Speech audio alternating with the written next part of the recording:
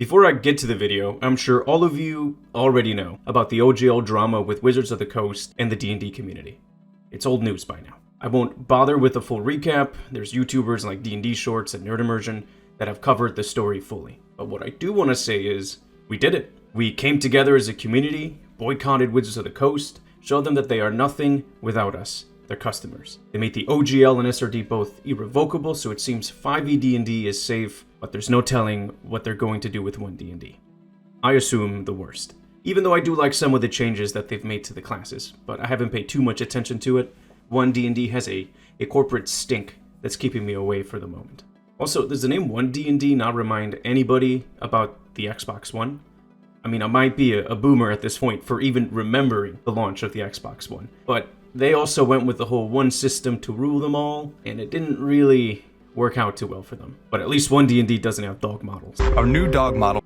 Now, with that being said, let's look at Wizards of the Coast's worst Sorcerer subclass, and I'll show you how I've made it better, because we all know that sometimes third-party creators make better content than Wizards of the Coast makes. So what is the worst Sorcerer subclass? Drumroll, please. The Draconic Bloodline Sorcerer. One thing that a lot of you might not know about me is that I run a lot of D&D campaigns professionally during the week. I run about 7 to 8 of them. Somehow I've kept my sanity intact, or at least I think I have. But out of all of those campaigns, and some of them have been going on for years, I've never seen a single player play this subclass. Let's find out why. The description of the subclass reads, your innate magic comes from Draconic magic that was mingled with your blood or that of your ancestors. Most often, sorcerers of this origin trace their descent back to a mighty sorcerer of ancient times who made a bargain with a dragon, or who might even have claimed a dragon parent. Some of these bloodlines are well established in the world, but most are obscure. Any given sorcerer could be the first of a new bloodline as a result of a pact or some other exceptional circumstance. I like this flavor text. Right off the bat, I could think of some very fun backstories for multiple characters. Let's take a look at the features. The first feature of the original subclass is called Dragon Ancestor. It allows you to choose one dragon type to be your ancestor. The dragon types come in your chromatic and metallic flavors. Obviously, the gem dragons and other type of dragons weren't released at the time, since this is one of the first sorcerer subclasses. I like the being able to speak, read, and write Draconic. Your character does have the blood of the dragon within them. They should be able to, know the language. However, getting double proficiency when it comes to interacting with dragons is super lame. How many dragons have you interacted with in your campaigns? 1, 2, maybe 4? It's just not very useful, and there needs to be something better than that. The second feature you get in the original subclass is Draconic Resilience. You can read the flavor text, it's right on the screen. But basically you get a hit point maximum increase of 1, and you get another increase of 1 whenever you take a level in the class. Basically like half of a tuffy. Pretty nice. The second part though, I think is even better, because it basically gives you mage armor for free. Your AC becomes 13, and you can add your dexterity modifier on top of that. Personally, I think saying that you have dragon scales is kind of lame. I like to flavor it as maybe you have a draconic arm, maybe you have a few horns sticking out, a little bit more monstrous. But overall, Draconic Resilience is fun fucking tastic. You get the constitution of a dragon, and I honestly think this might be the best feature in the original subclass. But I don't want to get ahead of myself till we look at the rest of the subclass. So, the next feature is at 6th level. It's called Elemental Affinity. When you cast a spell that deals damage of a damage type associated with your Draconic ancestor, you can add your charisma modifier to 1 roll. At the same time, you can spend 1 sorcery point and get resistance to the damage type for an hour. Half of this feature is really good. Adding charisma to cantrips is great. The other half is kind of terrible. Sorcerers already have a limited amount of sorcery points, and they should be used for meta magic, not to just get resistance. I think the resistance should have just been added to your character. Maybe add something else that you can use your sorcery points for. The next feature is Dragon Wings. It's at 14th level, and I have absolutely nothing bad to say about this feature. You get wings, You get a flying speed equal to your current speed. Pretty good. Next, last feature, 18th level, Draconic Presence. Once again, you can read the flavor text. The function is, as an action, you can spend 5 sorcery points to draw on this power to exude an aura of awe or fear. Distance of 60 feet. For 1 minute or until you lose concentration, as if you were concentrating on a spell. Each hostile creature that starts its turn in the aura must succeed on a wisdom saving throw or be charmed or frightened until the aura ends. A creature that succeeds on this saving throw is immune to your aura for 24 hours. Wow. I see what they were going for, but good lord is it terrible. It costs 5 sorcery points to what? Charm or frighten enemies at 18th level? Most enemies at this level are immune to both of those conditions. And on top of that, it requires concentration? What? What? What the fuck? It's just bad. It's bad. You know, this was the first subclass that we're probably getting used to the system, but it is terrible. All of this just works. It's not, I'm not kidding. So let me show you how I changed a bunch of these features and made them better. Pause, hold up. Hold the phone, hold up. So while writing this script, I actually realized that the revision that I wrote was very old, before they officially released the Gem Dragons. So I actually had to stop the writing on this script and do a second revision to add the Gem Dragons in. So you're welcome, guys. Alright, so the first feature is called Draconic Ancestor instead of Dragon Ancestor, and it functions very much like Dragon Ancestor did from the original subclass. But obviously I added the Gem Dragons, Shadow Dragon, Deep Dragon, and the Dragon Turtle. Additionally, there are origin spell lists for each ancestor. And origin spells function much like a cleric's domain spells, but for sorcerers. You know these spells, they don't count towards the spells that you know. It actually took me quite a long time to make all of these spell lists. I think there's 19 of them. I had to do a lot of research into each dragon type, not just, you know, their elemental affinity or anything like that. I had to do their lair actions, what environmental effects they have, and their lore. Obviously, I'm not going to go through all 19 of them. I'm just going to show a gem dragon, a metallic dragon, and a chromatic dragon. Let's start off with gem dragons. I chose the amethyst dragon to be the ancestor to show to you guys. First, I'm going to give a little background on the dragon so you can understand where I'm coming from with the spells that I chose. So, amethyst dragons are the strongest amongst gem dragons. They love to study and manipulate fundamental principles of the multiverse.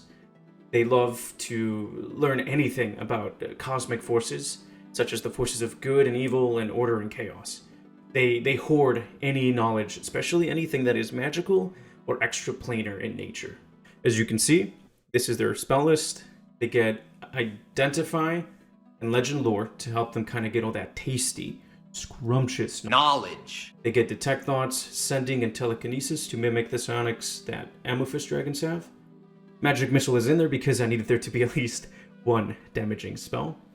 Imagine your sorcerer is sending out their amethyst scales or horns, using their mind towards the target. Misty Step, Blink, Control Water, and Freedom of Movement are there to kind of correlate with the fondness that amethyst dragons have for manipulating the laws of the universe. Alright, so next we have the Gold Dragon Ancestor.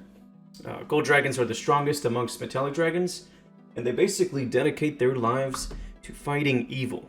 They usually make their lairs along rivers or lakes, so they are kind of aquatic. As you can see, here's the spell list that I made for them. So their first breath weapon deals fire damage. So I gave them Chromatic Orb and Dragon's Breath, but they can only deal fire damage. Of course, I gave them Fireball because why not? You kind of have to, right? Fireball is awesome. The second breath that they have is a Weakening Breath. So I chose to give them Bane and Ray of Enfeeblement. And like I mentioned before, they lair in lakes and rivers, so they are aquatic. So I gave them Water Breathing and Controlled Water. One of their lair actions allows them to banish a creature to a dream plane or another plane of existence. So I added Banishment and Dispel Evil and Good. Finally, one of the regional effects that I found allows a gold dragon to establish telepathic contact with creatures close to its lair through dreams. So, naturally, Dream is added onto their list. Lastly, we're going to have to look at is the Chromatic Dragon Ancestor, and I chose the Red Dragon. Here is the origin spell list for the Red Dragon Ancestor. With this spell list, I wanted to focus on their Fiery Rage. Most of their spells deal fire damage. If you ever wanted to be an angry sorcerer that just burns and melts through anything and everyone, well, this would be the Ancestor to choose. Cause fear to intimidate people, make them frightened of you. Chromatic Orb and Dragon's Breath, obviously the fire variants. Scorching Ray, Fireball, Melv's Minute Meteors, Fire Shield, Wall of Fire, Emulation, and Conjure Elemental, but only the Fire Elemental. Like I said before, there are 19 of these origin spell lists. These are only 3 of them. If you want to read the rest of them, go download the PDF. It's on my Patreon, it's free. But now let's go back to the rest of the features. You can speak, read, and write Draconic. You can use your Draconic presence to get advantage on 1 Deception, Intimidation, or Persuasion check, which is much better than the having double proficiency on Charisma checks made against dragons. Far more useful, way better in social interactions with NPCs and stuff like that. I love the original Draconic Resilience, so I changed nothing about it. So, good job, Wizards of the Coast. This is good. Really good, actually. The new 6th level feature is still called Elemental Affinity, and it still allows you to add your Charisma damage of the same type as your Ancestor type. But instead of wasting a sorcery point to gain resistance to the same damage, you just gain the resistance permanently. And you can instead spend 2 sorcery points to ignore the target's resistance to the damage type of your Ancestor. So it's like a mini Elemental Adept feat built into this feature. The 14th level ability was also pretty good in the original, so I barely had to get rid of anything. The only thing that I got rid of was the weird restriction about having armor or clothing that accommodates for your wings. I think that's kind of a no-brainer, and that's more of an RP thing that you would talk to your DM about. I don't think it really needed to be in writing in the feature itself. However, I did change a lot in the 18th level. It has a huge update. The 18th level is now called Draconic Potential, and instead of it costing 5 sorcery points to activate, you can now just activate it once per short rest. It still allows you to frighten creatures in the aura. I reduced the aura to 30 feet instead of 60 feet, mostly because now it no longer requires concentration. Fear is still not like the greatest condition at higher levels, especially not against bosses at 18th level, but it's still a great thing to have for, all sorts of other monsters. But seeing how it wasn't really that useful, I decided to add a very powerful breath weapon that you can use once per activation of the aura. Once you use it, you can also spend 5 sorcery points to use it again while the aura is active. The breath weapon is basically either a 30-foot cone or a 5-foot by 60-foot line that deals 10d10 of your Ancestor's damage type. I had a really cool vision in my head of a character flying in the air, roaring like a dragon, scaring off, a horde of goblins, and then just carpet bombing all of them with the breath weapon. I think that's basically peak D&D to me. Well, there you have it, guys. My take on the Draconic Bloodline Sorcerer. I hope you liked the revision. If you did, like the video. If you hated it, dislike the video. Leave me a comment telling me what I did wrong. I have lots of other revisions and a lot of original subclasses that I wrote, all on my Patreon, link on the description. I think my next video might be either on the Draconic Zion Fighter or the Temporal Magic Sorcerer. I think I'm going to let that decision up to my patrons. Let me know in the comments which one you guys would like, though. I would like your input as well. Thank you for joining me on the video, and remember to always use your inspiration. A special thanks to all my patrons. Duder 5000, Ed Kohler, Ghost Wolf 676, Jonas Philip Lee, Michael Sebastian, Ryan Fellows, Sir Cardis, Techie Dark, Zenwai, Black, Eric Ashby, Pro Fearless 23, Richard Hawkins, Ellen Larson, Beast, Bart Navarro, Blake Birchfield, Ryzen E. Parrish, Lloyd Gibson, Curve Gaming, Danny Scott, Darius Bird, Elliot Reynolds, Ellie Fox, Fox, Jessica Alvarez, John Leo Yoon, Jordan Ranger, Julian Brown, Chris Evans, Logan Churib, Marco Rentiak, Michael Cato, Minimal, Mr. Twubbles, Mount Neverrest, Nathaniel Jimenez, Trevor Reed, Tyler Anarino, Wolfie555, Ren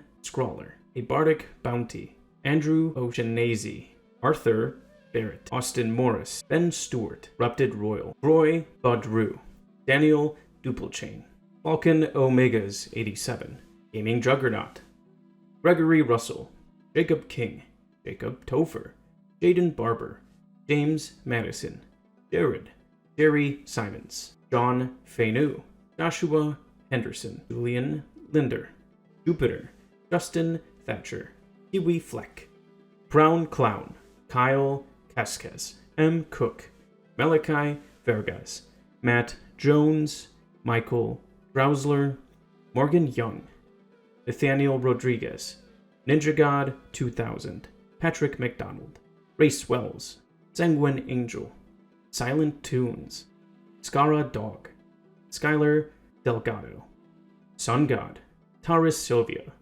Taylor Pope, The Hood Hero, Tim Smith, Toba King, Trace Chapman, Tristan Warner, Tucker Richolson, William Hardison, Zenark,